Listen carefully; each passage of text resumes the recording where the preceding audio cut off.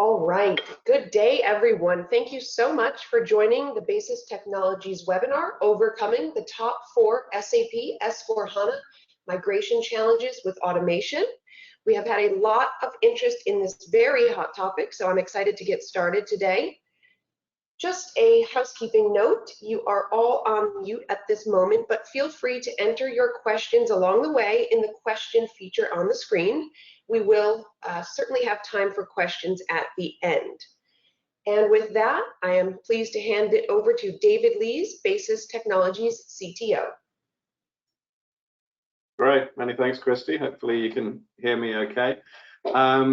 And we'll just start off with a very quick intro. So as Christy mentioned, I'm the CTO here at Basis Technologies.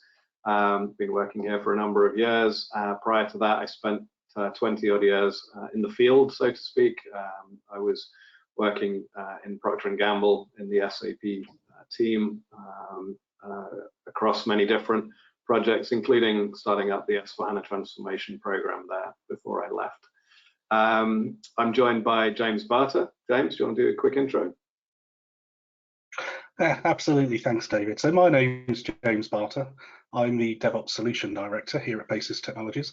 I've been around in the SAP ecosystem for the last 30 plus years, and certainly in the last 10 or 11 years, I've spent my time helping SAP customers become much more effective in the way they manage changes and change and release management through those SAP landscapes, and helping them move to much more modern development and deployment technologies and processes such as Agile and DevOps. Very good. All right. Thanks a lot, James. So just a kind of quick review of what we intend to cover today. I want to set the scene a little bit, spend a bit of time going through some analysis that I did a few months ago in terms of the state of the SAP transformation market to S4. And I'll also cover some of the key considerations that will affect any customer as they approach the topic of an S4 transformation. And then the second part really is where James is going to spend a bit more time focusing on one of the key considerations, one of the key challenges, which is around handling change during and subsequent to an S4 transformation. And then we'll summarize, and as mentioned, hopefully we'll have time for a few questions at the end. Just very quickly, who we are. We're a software automation company. We've been around for 25 years or so. We concentrate really in the SAP change automation space, including things like DevOps and continuous delivery. And we have a number of large global customers spread around the world. So let's dive straight into the question of S4 migration. This is something, like I said, I looked into a few months ago at the beginning of this year, so it's obviously going to have evolved a little bit since then. But I just want to kind of build out some analysis or a kind of train of thought that I had when reading some of SAP's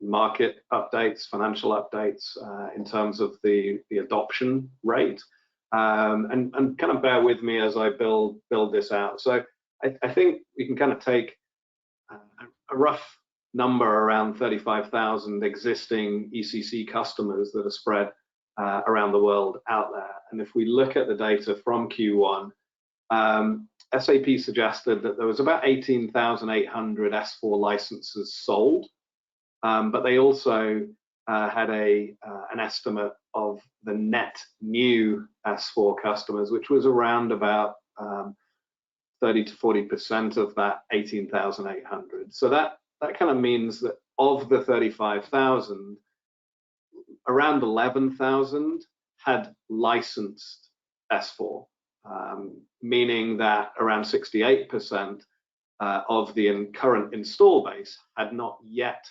kind of taken the step to move towards licensing. The second kind of step is how many of those customers are actually live. And I think based on, again, some of the data from the SAP reports and also from Gartner, was suggesting there were around 6,700 of the 11,200 that were live. Again, meaning that there were a portion of customers who had licensed the S4 product, but were either midway through their S4 transformation or had not yet started their S4 transformation. And then the final step is to really look at, okay, for those customers that are live, have they fully replaced all of their ECC systems and landscapes, or have they gone live in one or maybe more than one, but not yet fully eliminated ECC or fully transformed all of their landscapes to ECC, from ECC to S4. And so there we take another kind of look at what's likely. And so starting off with the 35,000, there's probably around 4,000 or 11, maybe that's more like 15% now because this was done a few months ago. But what it does highlight is that there is still a significant portion of the market that has not yet started or is in flight in terms of this transformation. Now, the next kind of conclusion, or there's already data out there for this from the American SAP user group, that there's already starting to become a skills shortage that is kind of challenging some of the SAP projects where customers are ready to start or do want to start that. And around a quarter of the customers we're seeing skills shortage is the #1 challenge in working with the technology. So that's something to consider, and obviously looking to minimize the number of resources that are needed on a project by finding the right partners, the right tools, the right automation, etc. obviously becomes relevant. Now, most people are looking at the S4 transformation and the kind of key dates that are out there now, the end of 2027 for the end of life of ECC, which can be extended to the end of 2030 with customer kind of specific extended maintenance. But it is worth considering that depending upon what database you're running ECC on today, those dates may not be as far into the future as the official SAP support runs out. So you've got, for Oracle, taking obviously a couple of the main ones here, Oracle, the standard support for 19C runs out at some point in 2024, at which point that also moves into extended maintenance, but that extends only into the early part of 2027. So this kind of 2030 deadline is well beyond what's kind of currently foreseen in terms of support for the 19C version. Similarly, for IBM DB2, if we look at the 11.5 version, that also has an April 2027 end of life. Now, for customers that do defer their S4 transformation, there is the option of moving to Suite on HANA, so moving to running ECC on HANA itself, but then that's another step in the transformation to S4. Another consideration is that obviously SAP is continuing to evolve their offerings, one of which the Solution Manager kind of core offering is being slowly migrated towards what they call Cloud ALM or CALM offering. And Solution Manager itself has the same end of life, 2027, which can be optionally extended until 2030. So Solution Manager needs to be part of your planning, part of your thinking. Currently, the Cloud ALM offering is primarily focused on managing the cloud solutions themselves,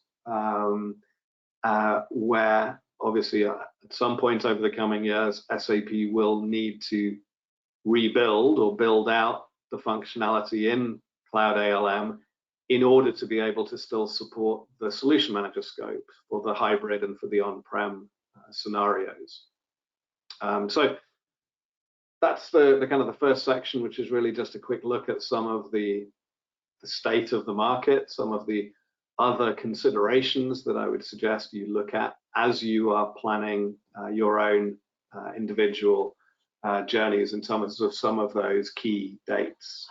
Now, the next part of the presentation, I'm going to look through some of the key considerations to a migration or a transformation. And then I'm going to hand over to James to look more specifically at kind of handling change during a transformation. So the first consideration is really selecting your approach. You've probably heard of the kind of the brownfield, greenfield kind of options, as well as the hybrid or the bluefield options that exist in between those two extremes. So for those who haven't heard of it, brownfield effectively means taking an existing system and transforming that to run kind of as is on S4.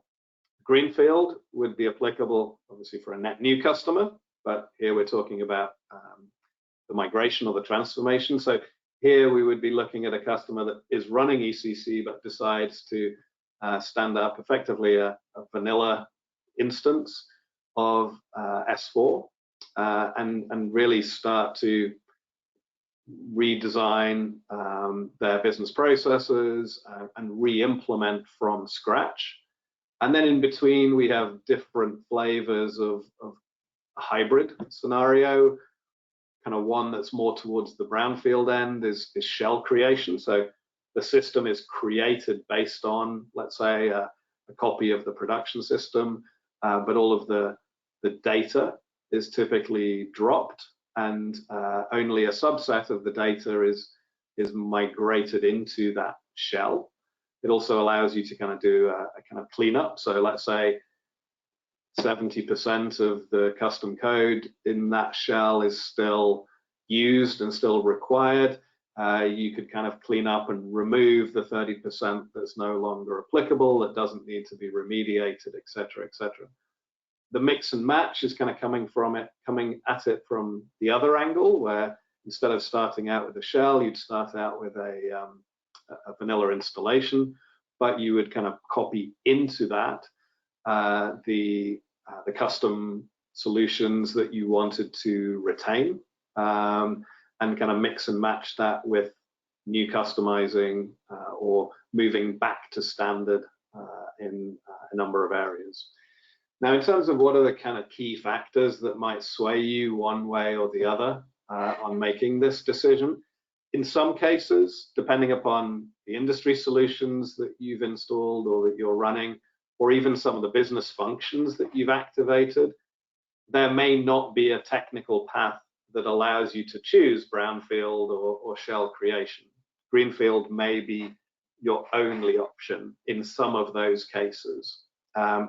Similarly, if you target to move to the S4HANA multi-tenant cloud, you would also have to be looking at a greenfield type of implementation.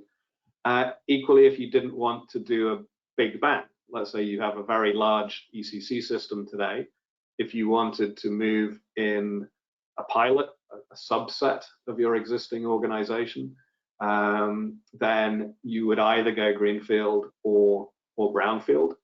Similarly, if you're starting out from a very early start point, if you're still running 4.5, 4.7, or an ECC on a very early enhancement pack, and you don't want to go through all of the intermediate steps in installing or implementing multiple enhancement packs, etc., to get up to the point of where you can do the brownfield or shell creation upgrade, then again, that might be something that influences you more towards greenfield or the mix and match approach. The more customization, the more custom development that you have that you want to retain, that you don't see a path towards the kind of the back to standard process transformation, that's going to kind of lean you more towards brownfield or towards the shell creation hybrid type option. The next consideration is kind of, and I've put these all three together because there is an interplay here. But which edition of S4 are you targeting? where do you intend to host it, and what license type do you have or do you intend to operate it on? And again, you can come at this from any angle, but if you intend to run this in a virtual private cloud or your own data center, then that will to some extent limit the license types or the edition that you will be able to select. Similarly, if you come at this from a particular edition, like I want to run this on S4HANA Cloud single tenant edition, then to some extent the hosting for that is dictated, and the license types that you can operate that under will also be either kind of pure SaaS from SAP or bundled in as part of the RISE with SAP offering. So these three kind of have to be considered in conjunction with each other. And again, that's part of the kind of fundamental decision making to consider as part of designing any transformation to S4. The next consideration is really looking at how S4 has changed. I use the term simplification here because it's SAP's term.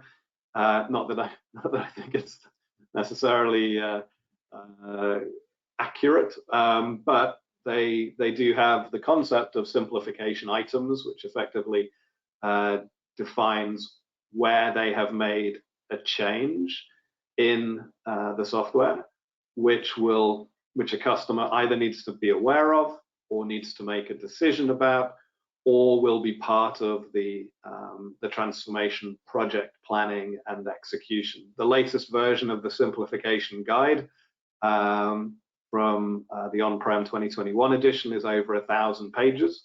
I think there's close to 700 simplification items in the latest 2021 release. We're not far away from 2022 coming out, but this is an example. So the data model has changed quite significantly. There's a number of tables that have been either eliminated or consolidated, partly because S4 runs on an in-memory database in HANA, which allows them to eliminate a lot of the indices and a lot of the duplication that previously existed, partly for performance reasons.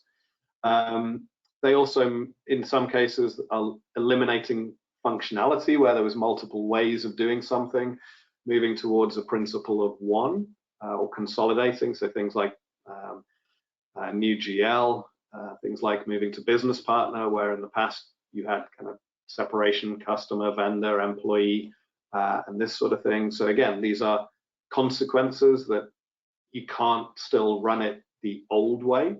You will have to make some either decisions or some alterations to your processes or the way that you're using the system. Now, there are some tools out there that can scan your system and can highlight which simplification items are applicable to help in your estimation or scoping as to how much is likely to change. But as opposed to maybe some of the previous upgrades, where moving from 4.5 or 4.7 to ECC, there's more work and more time that needs to be spent really looking into the changes that have taken place in the core application itself as part of this transformation. And SAP is deliberate, I think, in the term they use there, because it's not viewed as a direct upgrade scenario. Now, along with those simplification items comes the fact that for those customers that have a lot of custom code, any custom code, you need to analyze and understand whether or not that custom code will still function on an S4 system.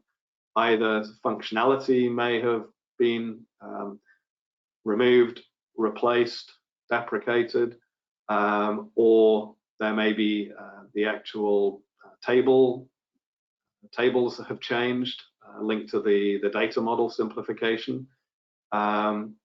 and there can be some changes needed in the SQL itself, because HANA will operate in a slightly different way to previous kind of databases that you've been running on potentially.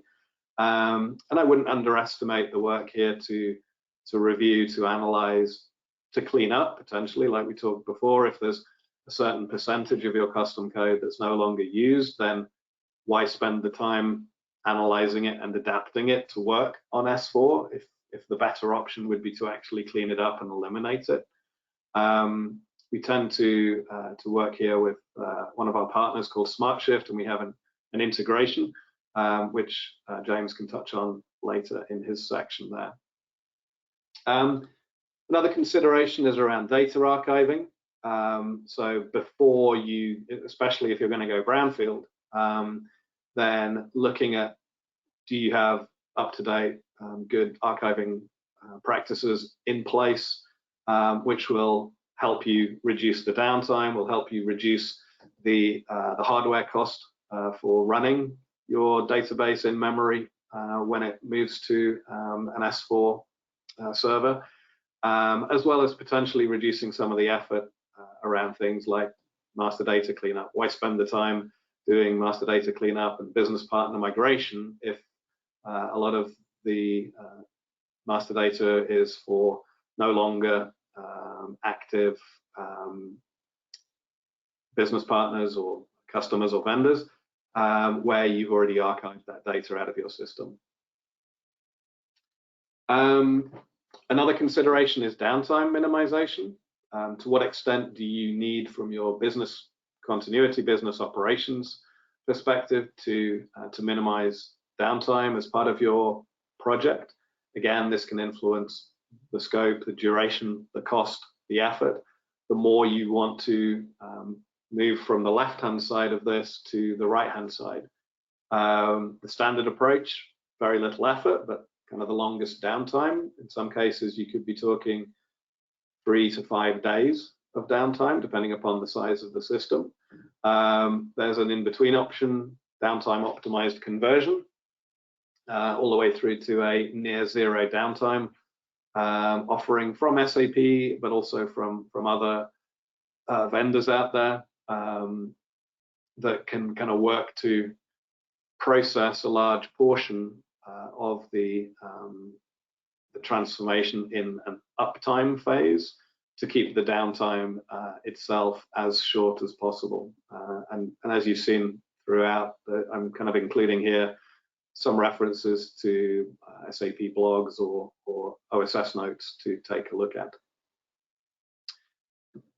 So with that, we move to the final kind of consideration, which is all around managing change during your S4 transformation. So once you've made your decision on how you're going to transform, greenfield, brownfield, or hybrid, once you're clear your target release level, where you're going to host it, what the commercial kind of license construct is going to be like, as well as to what extent do you want to transform your business processes, to what extent are you impacted by the simplification items, planning in your custom code, cleanup and remediation, archiving and downtime. Once you've got all of that kind of built in, while you're managing your project, how do you handle the ongoing change that you're inevitably going to have in your ECC environment while you go through your multi-month or in some cases multi-year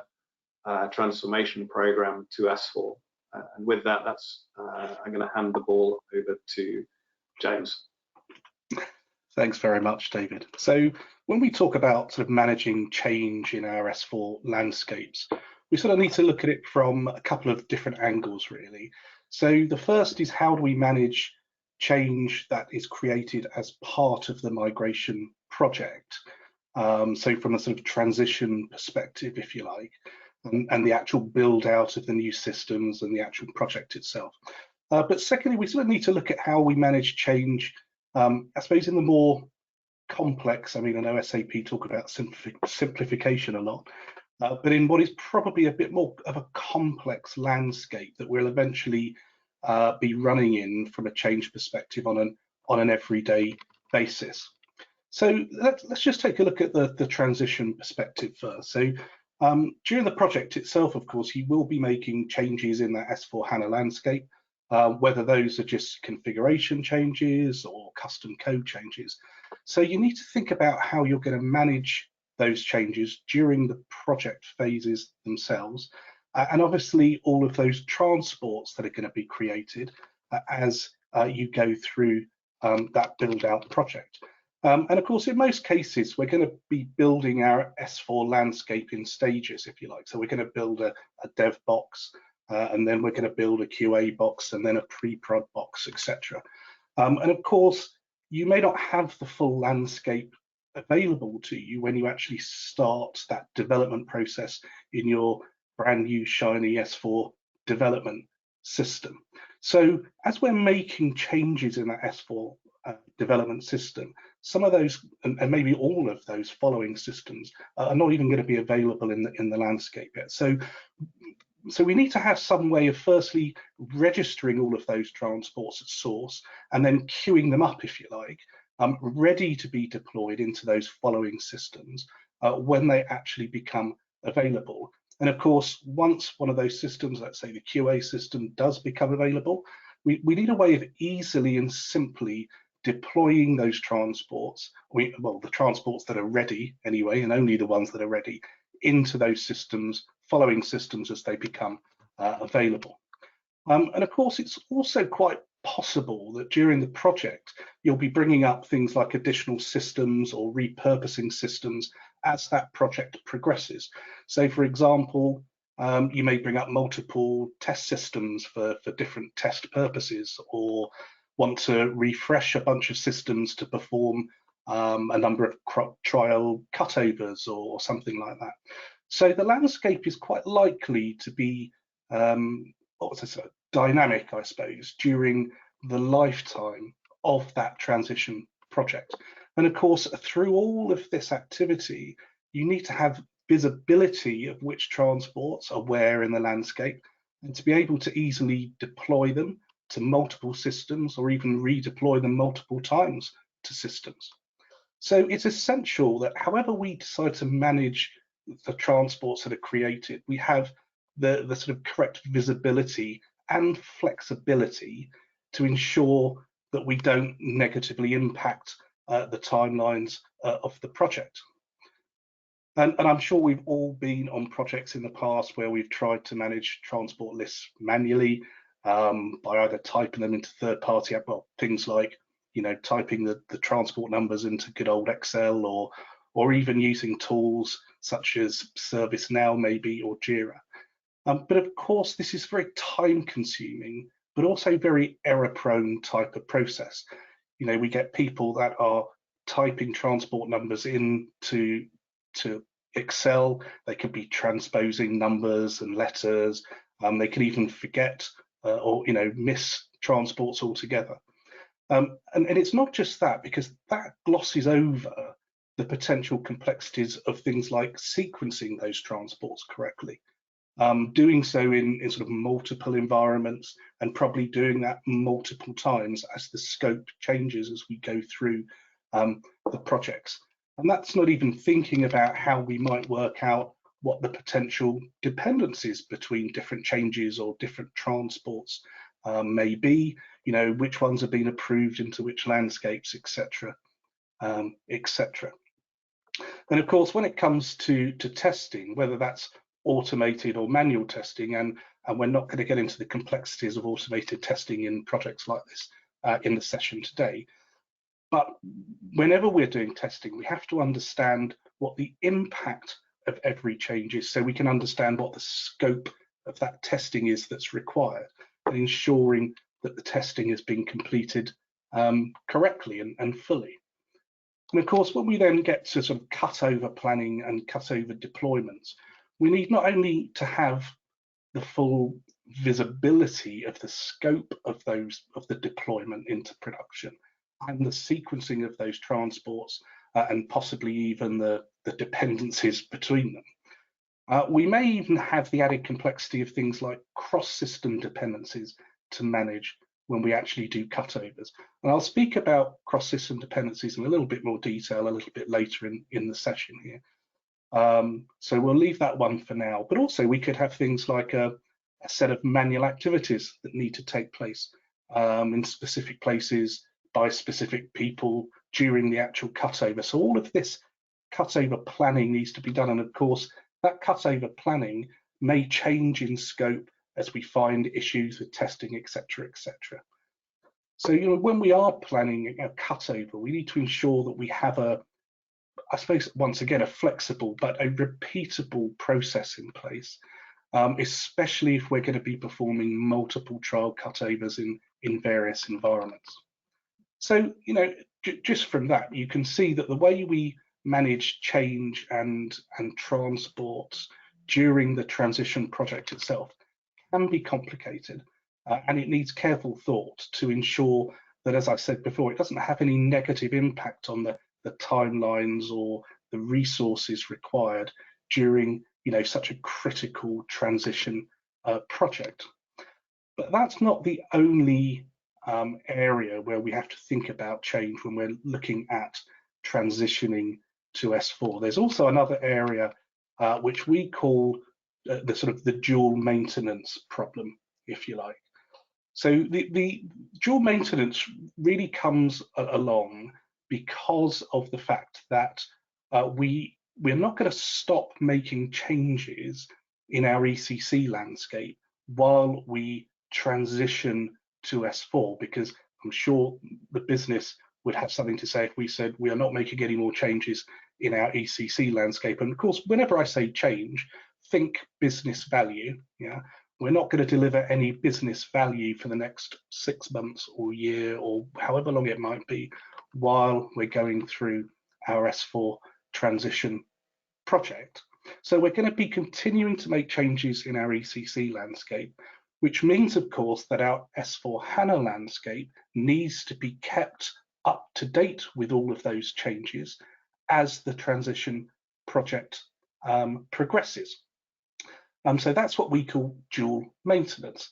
And whether you are doing a sort of a big bang approach and you are just building out your S4HANA landscape and then going live on it with all of your business, or whether you are building out that S4HANA landscape and more slowly transitioning pieces of the business or geographies or whatever it might be onto that landscape, you will always have this dual maintenance problem. It's a bit shorter if you're doing a big bang type implementation, and it's slightly more complex if you're running these two sets of landscapes in parallel for a particular period of time.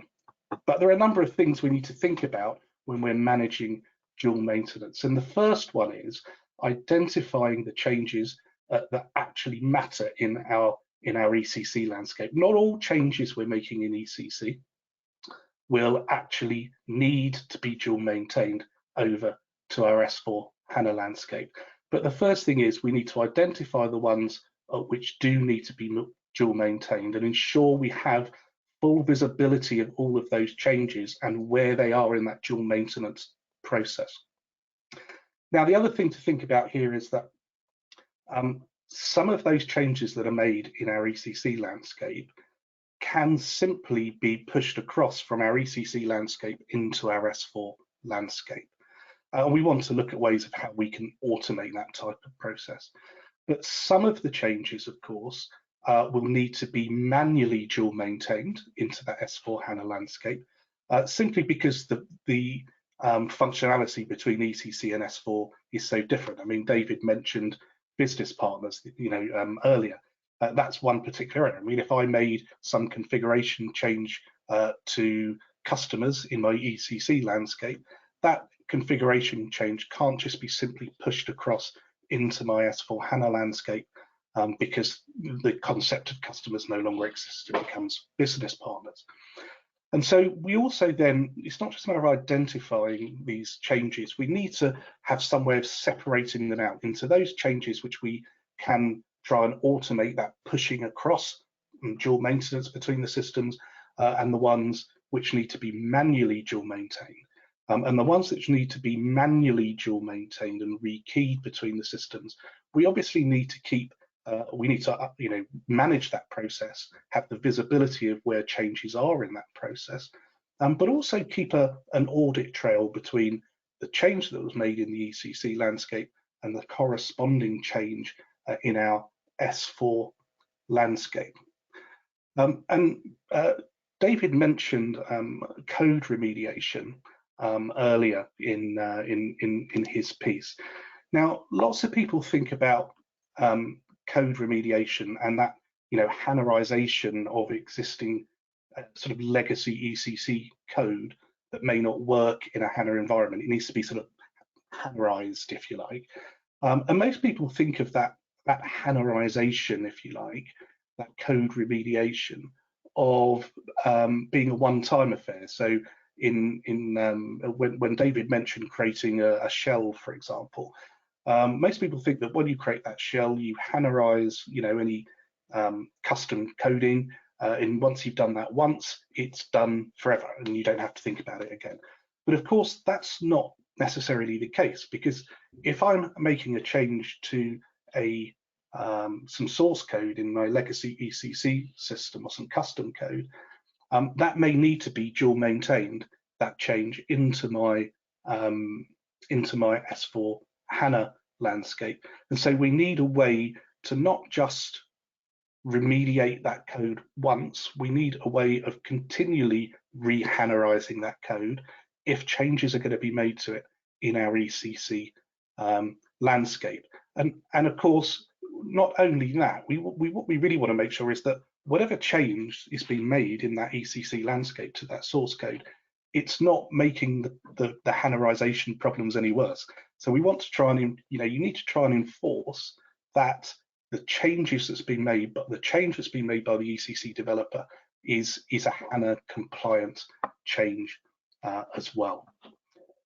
And then when we come to running these two landscapes in parallel, if that's the way you're going to do it, and I think that's probably the way most organizations will end up running their S4 transition projects. So we go live with a pilot country or a pilot product line or whatever it may be, and then we add more and more functionality to our S4 system over time. That means we're going to be having two production systems running in parallel. Yeah? And that gives us another problem, because if we make a change, let's say, for example, I make a change to a tax rate in ECC, obviously that change needs to be dual maintained into my S4 HANA landscape, but it means that we probably need to synchronize those deployments into production at the same time as well. Otherwise, there's a chance we're going to get inconsistencies in our transactional data as people use those systems. So we need a way of ensuring that once these changes have been dual maintained, that we can synchronize the deployments through those landscapes, and also understand things like what are the dependencies, because these systems can be different, that change may have a different set of dependencies in my ECC landscape than it does in my S4 HANA landscape. And so it's not just a simple matter of saying, right, I've got two changes, I can just move them through the landscape together, because one change may be dependent on another change in one landscape and a completely different change in, let's say, the S4 landscape. So understanding the dependencies between the changes within the landscapes is also just as important as understanding which ones need to be synchronized across the landscapes and implemented and deployed into production at the same time. And then as we go through our project, we may come across a situation where, at the beginning of the project, all of our, let's say, configuration is going to be mastered in our ECC landscape, and it's going to be dual maintained across to our S4 HANA landscape. But there may come a point where we decide that we want to start mastering some of our configuration in our S4 HANA landscape. And in which case, we have a couple of issues we need to think about. The first one is that if we start making those sorts of changes in our S4 HANA landscape, we of course need to then make sure that all those changes are dual maintained back to our ECC landscape.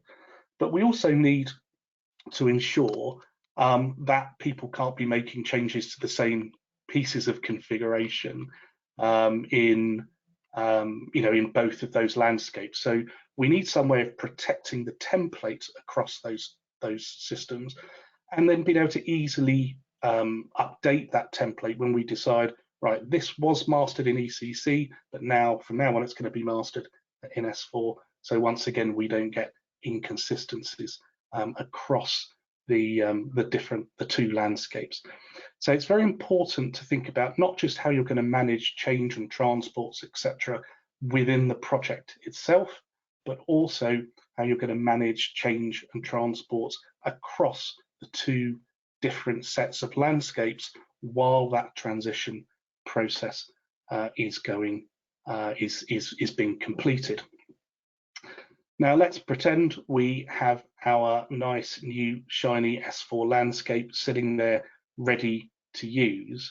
What we want to look at now is, what's the complexity of managing change with the new technologies that we're going to be using. So once again, this is our simplified S4HANA landscape.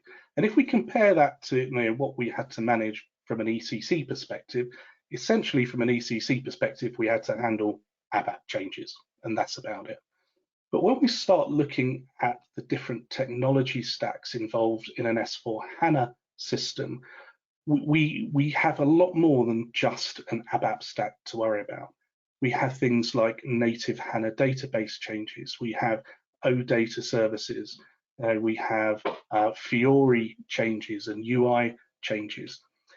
And of course, we may have a change, and it may happen with, while the project is going on, or it may happen after the project has completed. But we may well have changes which range across these different technologies. So I may have a change that requires some changes to my HANA database, I don't know, a new CDS view or something like that. But it also requires some back-end ABAP changes, and it also requires some front-end Fiori changes. So I need to now be able to manage those changes across those different landscapes and understand the dependencies between them, because it may be that those transports or those changes need to be deployed in a particular sequence. So in that particular case, I may want to deploy the HANA change, then the ABAP change, and then the Fiori change to ensure that I don't get any failures when I deploy those changes. So we can see here that the sort of complexity of just managing change in general, if you like, through an S4HANA landscape can be a lot more complex than the sort of ECC landscapes that we may have been used to in the past. But of course, it can get even more complicated than just managing these sort of SAP technologies, because if you then add into the mix the fact that we've now got BTP, we may be making a whole bunch of changes from BTP perspective. Those will have to be managed as well.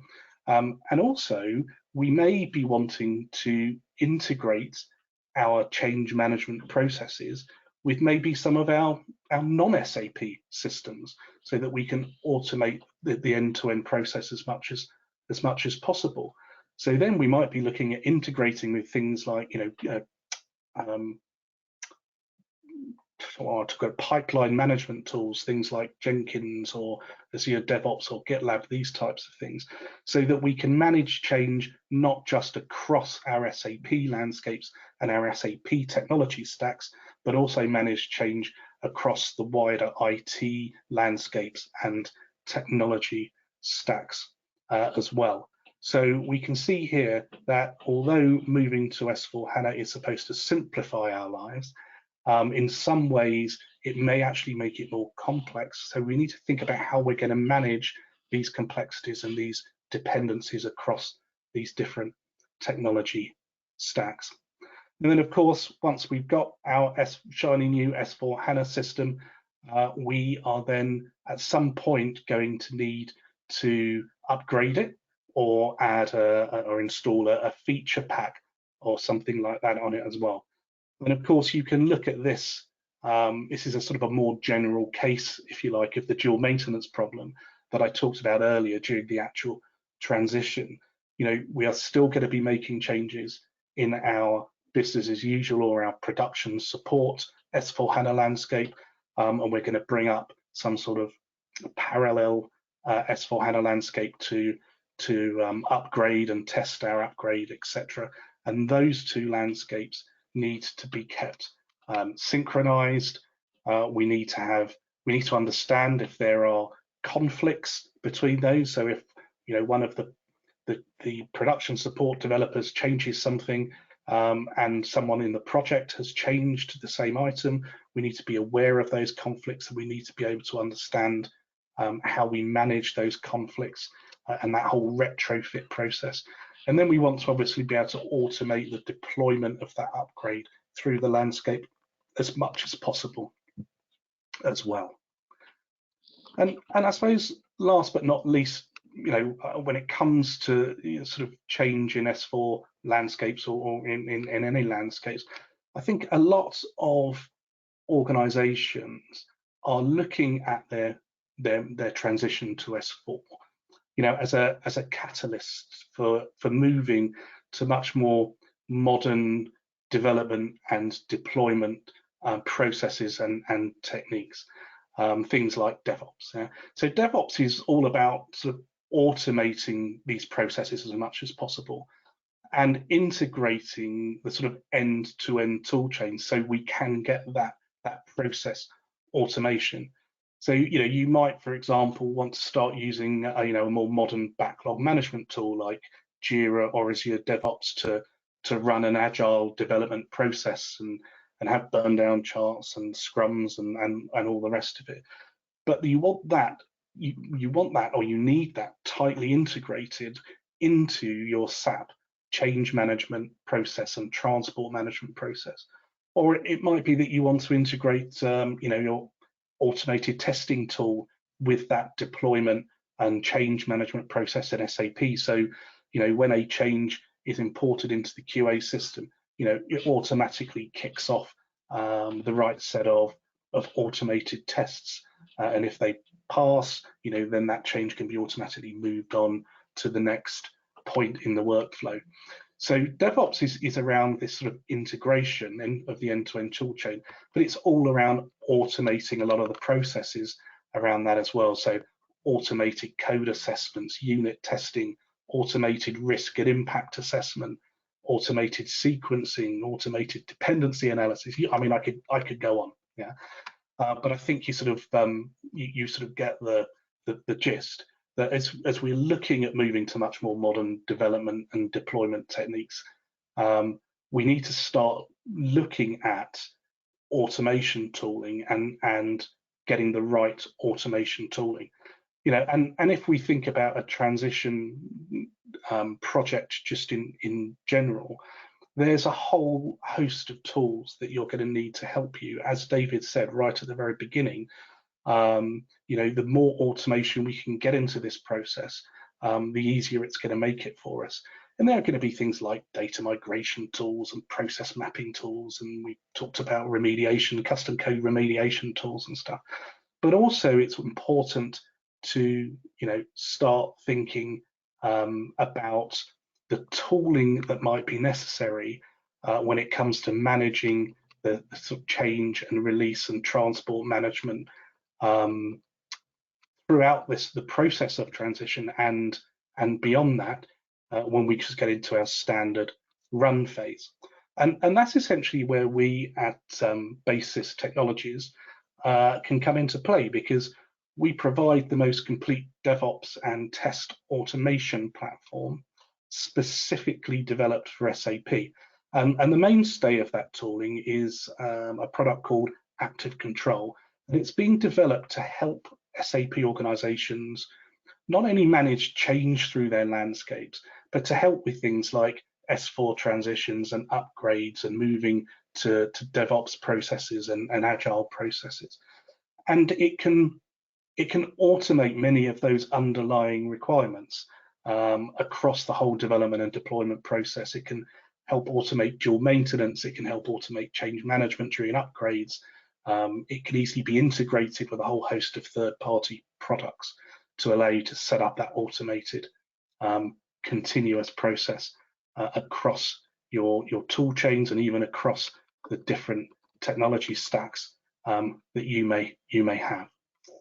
So that's essentially all I really wanted to talk about today when it came to the complexities around change management during both an S4HANA transition project and beyond the transition itself. But of course, you know, in the time we've had, we've only really been able to just scratch the surface. So you know, if you want more detail, or you know, you want to find out more information around this area, you know, we've got loads and loads of resources on the website. So you know, please feel free to get on there to the resources section. Lots of customer case studies and white papers and all types of things on there. And that's around it from me for today. David, let me just hand it back to you to wrap up the session. Very good. Okay, excellent. Thank you, James. So in summary, we've kind of looked at the state of the S4HANA market. The uptake has been slow, but I think certainly in the next few years, I would expect that to start to accelerate. So resourcing and automation become important. There's certainly going to be a challenge in terms of finding enough resources, and James has talked through some of the areas where automation will help in terms of the change place itself.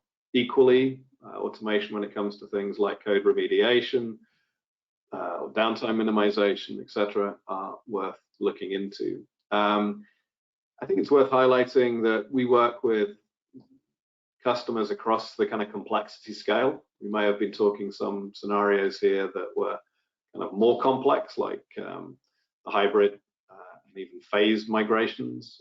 But even for a relatively short, let's say, big bang brownfield, there is still value to be had. And don't kind of overlook how S4 can be a catalyst for change, not only from a functional standpoint, moving back to standard or using it as a means to drive process re-engineering or transformation, but also for the way in which you're managing your application lifecycle and moving it towards a more modern integrated practice. So with that, I think we still have some time for a few questions. I will take the first one here from Edgar. Can we qualify the difference between single versus multi-tenant edition? So this is SAP, kind of the way they are positioning the S4 product. It's available in different flavors, let's say. The multi-tenant edition is like a traditional SaaS solution that gets upgraded every quarter, and which isn't really in the control of the customer.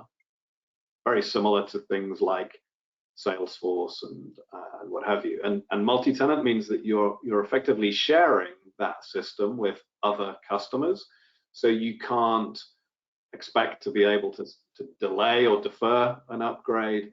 You can't customize it to the extent that you can the single tenant or the on-premise edition. Single tenant is effectively where SAP runs on your behalf an installation, a tenant that is dedicated to you. So there is some more flexibility there. It still, I think, needs to have an upgrade on a certain frequency, and you can choose to maybe skip one of the quarterly upgrades, but there's a certain expectation that you stay quite close to current. There's a bit more flexibility in terms of the customization that you can have in that system. And then lastly, the on-prem is kind of like what most customers understand today from ECC. They have full control. They can put in custom solutions in any areas that they want to, but they are then responsible for managing and supporting those. Excellent. Go ahead, Jim. I've got one here which I'll take, and it says, when it comes to change, SAP are talking about keeping the core clean. Surely that must simplify managing change in the new environments. Well, I think, I touched on this earlier, didn't I? In that even if you look at keeping the core clean and whether you believe that organizations can really do that, and I'm not certain that's really going to be possible for some of the larger, more complex organizations and ones which have invested a lot of time and effort and money in their SAP environments to give them competitive advantage, for example. Even if you just take that aside, you still have that complexity of the different technologies. We're still going to be wanting to make HANA changes and OData service changes and BTP changes if we're going to be creating our own custom apps and sidecars and that type of thing as well. So I think that there's still going to be plenty of complexity around the change management process, even if we are really, really trying to keep the core system clean. And I think we probably have time for just one more. And by the way, if you have asked a question and we haven't got round to it today, we will try and directly answer your question after the session. And I don't know, is there one that you particularly want to take, David? Yeah, I think there's a couple of questions around, will this material be available? I think the recording will be available to everyone who has registered. So if you want to kind of go back and look at some of the references or the links or the OSS notes and things, I think you can use the recording for that. There's also a question around more information around near zero downtime. Now that's not our area of expertise, but again, I think in the presentation there's some information around kind of the OSS note that talks about that, or I'm sure if you were to kind of Google that, there's information on the SAP blog site about that as well. But no, I think other than that, like you say, James, we're close to time. But you've got our email addresses here. If you'd like to contact us, please do so. If you'd like to reach out and find out more about the active control solution that James was mentioning, then feel free to use those links on our website.